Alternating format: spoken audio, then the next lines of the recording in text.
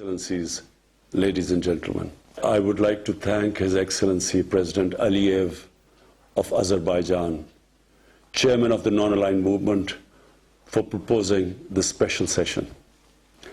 The COVID-19 pandemic is the most serious global crisis since the Second World War. The virus has infected nearly 65 million people and killed, sadly, close to 1.5 million. And hopefully, whenever the vaccine is available, it must be offered to everyone.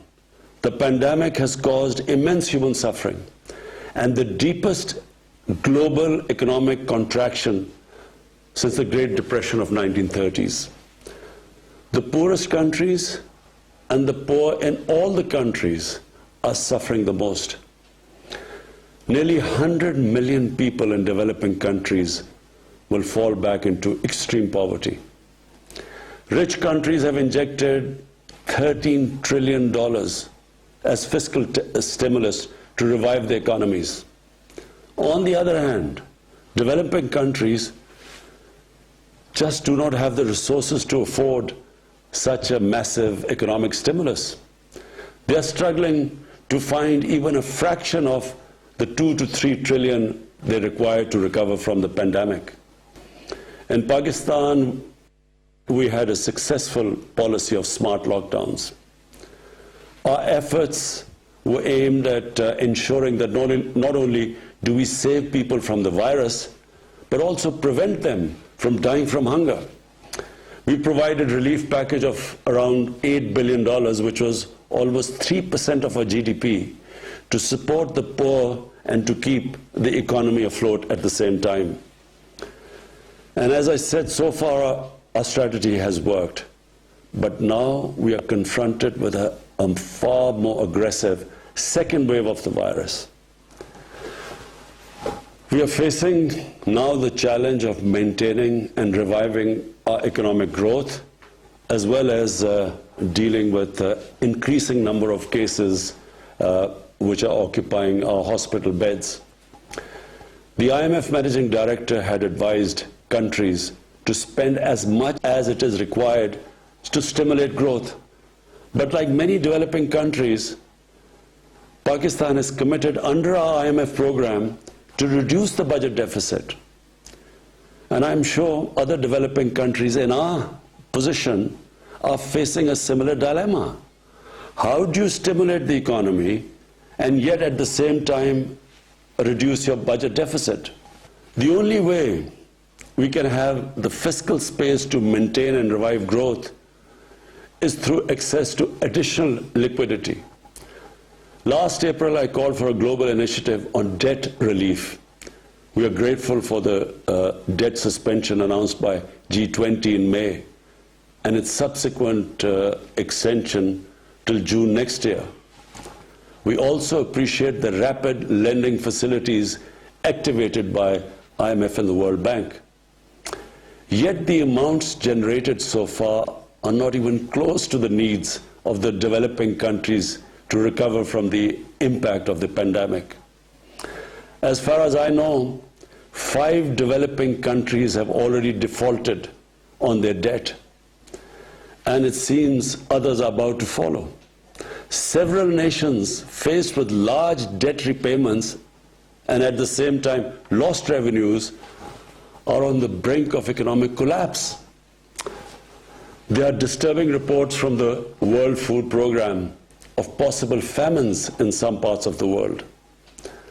The financing for development discussions initiated by Secretary General and the Prime Minister of Canada and Jamaica have identified hundreds of options to financially support the developing countries. We hope that this process culminates in some concrete action soon. There is a need to reform the international financial architecture, build an inclusive and equitable debt management mechanism, construct a democratic, SDG-focused trading system, and install a fair international tax regime. If economic collapse is to be averted in a number of developing countries, due to the COVID-19, the international community must identify and implement some key priority actions. I would like to propose a 10-point agenda for urgent action. 1. Debt suspension till the end of the pandemic for low-income and most stressed countries. 2. Cancellation of debt of least developed countries. 3. Restructuring of the public sector debt of other developing countries under an agreed inclusive multilateral framework. 4. A general allocation of special drawing rights of $500 billion. 5. Expanded concessional financing to low-income countries through multilateral development banks. 6. Creation of a new liquidity and sustainability facility, which should provide short-term loans at low costs. 7. Fulfillment of the 0.7% official development assistance commitments. 8. Mobilizing the required 1.5 trillion annual investment in sustainable infrastructure. 9. Achievement of the agreed target of mobilizing $100 billion per year for climate action in developing countries. And 10. Immediate action to stop the massive illicit financial outflows from developing countries to rich countries, to offshore tax havens, and at the same time there should be an immediate return of their assets stolen by corrupt politicians and criminals back to these countries. This one action, I assure you, Mr. President, this one action would benefit the poor countries more than all other measures put together.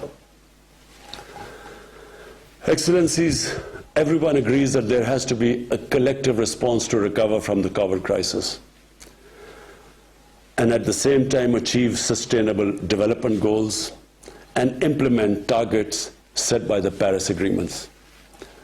Excellencies, the UN Charter's concept of collective security embraces collective economic security. Without economic security, conflicts and disputes will persist and proliferate across the world. Guided by the principles of this Charter, we must all work collectively for an inclusive, stable, and sustainable economic, social, and political order. I thank you. اقوام متحدہ کے خصوصی session سے وزیر اعظم عمران خان خطاب کر رہے تھے. انہوں نے کہا کہ دوسری جنگ عظیم کے بعد کورونا وبا بے حد خطرناک مسئلہ ہے. پوری دنیا کے لوگ اس سے متاثر ہو رہے ہیں. چھوٹے ممالک غربت کی نچلی ترین سطح پر پہنچ گئے ہیں. غریب ممالک کے لیے پریشانی زیادہ بڑی ہے. انہوں نے پاکستان کے حوالے سے بھی بات کی ہے. کہا ہے کہ پاکستان میں جو حکومت کی اسمارٹ لاک ڈاؤن پالیسی تھی وہ خاصی کامیاب رہی. انہوں نے ریلیف پیکج کا بھی ذکر کیا. کہا کہ ہم نے $8 بلین ریلیف پیکج پر خرچ کیے ہیں. یہ بھی کہا کہ ہم نے کووڈ کے ساتھ ساتھ لوگوں کو بھوکا مرنے سے بھی بچایا ہے. ساتھ ہی ساتھ کورونا وبا کی تباہ کاریوں کا بھی ذکر کیا. کہا کہ کورونا 15 لاکھ افراد کی جان لے چکا ہے. موجودہ صورتحال کی بھی بات کی. کہا کہ ہسپتالوں پر دباؤ بڑھ رہا ہے. اور وزیر اعظم عمران خان نے غریب اور چھوٹے ممالک کا ذکر کیا اور 10 پوائنٹ ایجنڈا بھی سامنے رکھا. وزیر اعظم عمران خان نے کہا چونکہ کورونا کے باعث کئی ممالک کو معاشی بدحالی کا سامنا ہے, اس لیے جو امیر ممالک ہیں ان کو چھوٹے ملکوں کی مدد کرنا ہوگی. انہوں نے جو پوائنٹ سامنے رکھے ان میں ڈیٹ سسپینشن ہے. اس کے ساتھ ساتھ یہ بھی کہا کہ کم شرح پر قلیل مدتی قرضے فراہم کیے جائیں. وزیر اعظم عمران خان اقوام متحدہ کے خصوصی سیشن سے خطاب کر رہے تھے. انہوں نے کہا کہ کورونا وبا دوسری جنگ عظیم کے بعد خطرناک ترین مسئلہ ہے. پوری دنیا میں کروڑوں لوگ کووڈ 19 سے متاثر ہو رہے ہیں.